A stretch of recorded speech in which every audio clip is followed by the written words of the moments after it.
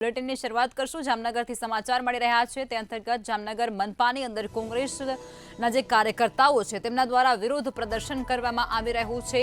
જે અંતર્ગત માહિતી સામે મળી રહી છે સ્ટેન્ડિંગ કમિટીની બેઠક મળે તે પહેલા જ કોંગ્રેસના કાર્યકર્તાઓ દ્વારા વિરોધ કરવામાં આવ્યો છે મનપાના શાસકો ભ્રષ્ટાચાર કરતા હોવાના આક્ષેપો પણ કોંગ્રેસના કાર્યકર્તાઓએ કર્યા સાથે જ વિવિધ યોજનામાં ભ્રષ્ટાચાર કરતા હોવાના આક્ષેપો ભારતીય જનતા પાર્ટીના નેતા પર થયા છે ભ્રષ્ટાચારના આક્ષેપ સાથે તેમના દ્વારા દેખાવ કરવામાં આવ્યો વિરોધ પ્રદર્શન પણ કરવામાં આવ્યો છે જામનગરથી આ જાણકારી જેમાં બેનરો અને સૂત્રોચ્ચાર સાથે કોંગ્રેસના કાર્યકર્તાઓ દ્વારા વિરોધ કરવામાં આવ્યો છે સ્ટેન્ડિંગ કમિટીની બેઠક મળે તે પહેલા જ તેમના દ્વારા હોબાળો મચાવવામાં આવ્યો અને વિરોધ પ્રદર્શન કરવામાં આવ્યો મનપાના શાસકો ભ્રષ્ટાચાર કરતા હોવાના આક્ષેપો પણ તેમના દ્વારા લગાવવામાં આવ્યા છે સાથે જ તેઓ જણાવી રહ્યા છે કે વિવિધ યોજનામાં પણ જે નેતાઓ છે ભારતીય જનતા પાર્ટીના તેઓ ભ્રષ્ટાચાર કરી રહ્યા છે અને ભ્રષ્ટાચારના આક્ષેપ સાથે તેમના દ્વારા દેખાવ કરવામાં આવ્યો હતો જામનગરની મનપામાં કોંગ્રેસના કાર્યકર્તાઓ દ્વારા વિરોધ પ્રદર્શન કરવામાં આવ્યો અને તે અંતર્ગત સ્ટેન્ડિંગ કમિટીની બેઠક મળવાની હતી અને એ બેઠક મળે તે પહેલા જ કોંગ્રેસના કાર્યકર્તાઓ દ્વારા ધરણા કરવામાં આવ્યા મનપાના શાસકો ભ્રષ્ટાચાર કરતા હોવાના બેનરો સાથે તેમના દ્વારા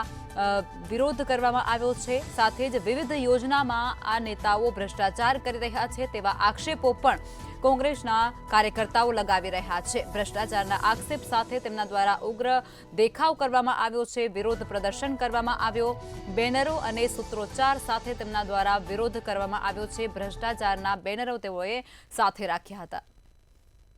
ભાજપ શાસિત છે જામનગરમાં જામનગરનો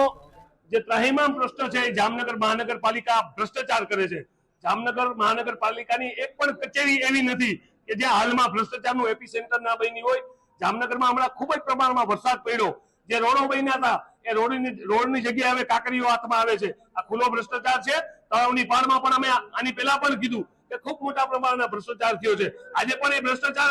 આ લોકોની આંખ નીચે ચાલુ છે જામનગરની આરોગ્ય શાખા હોય જામનગરનો ઓવરબ્રિજ બનતો હોય જામનગરના કચરાનો પ્રશ્ન હોય જે જામનગરની જનતાના મુખ્ય પ્રશ્ન છે એમાં ભાજપે ભ્રષ્ટાચારમાં ક્યાંય પાછું વળી નથી જોયું આજે પણ જે જામનગર મહાનગરપાલિકાની સ્ટેન્ડિંગ કમિટી હોય છે ત્યાં ચેરમેન પણ પહેલા ભાજપની સંકલન મિટિંગમાં કેટલું ભાજપને દેવું અને કેટલું પ્રજાને દેવું એ નક્કી કરીને સ્ટેન્ડિંગમાં આવતા હોય ત્યારે આ સ્ટેન્ડિંગ કમિટી હું કહું છું કે આ ભાજપની સ્ટેન્ડિંગ કમિટી ભ્રષ્ટાચારની સ્ટેન્ડિંગ કમિટી છે અમે આનો વિરોધ કરીએ છીએ જનતા માટે લડવું પડે તો રોડ સુધી અને જેલ સુધી પણ ગયા છીએ ને પાછા જાસી જનતાના પ્રશ્નોને અવાજ આપવું અમારું કામ છે વિરોધ પક્ષમાં બેઠા છીએ ત્યારે આ ભ્રષ્ટાચારને ક્યારે પણ સહન નહીં કરીએ આજે જામનગર ખાતે સ્ટેન્ડિંગ કમિટી ખાતે આજે ધરણા અને આ લોકોને ભાનમાં લેવા માટે ઉગ્ર સૂત્રોચ્ચાર કરીને આજે અહીંયા ધરણામાં બેઠા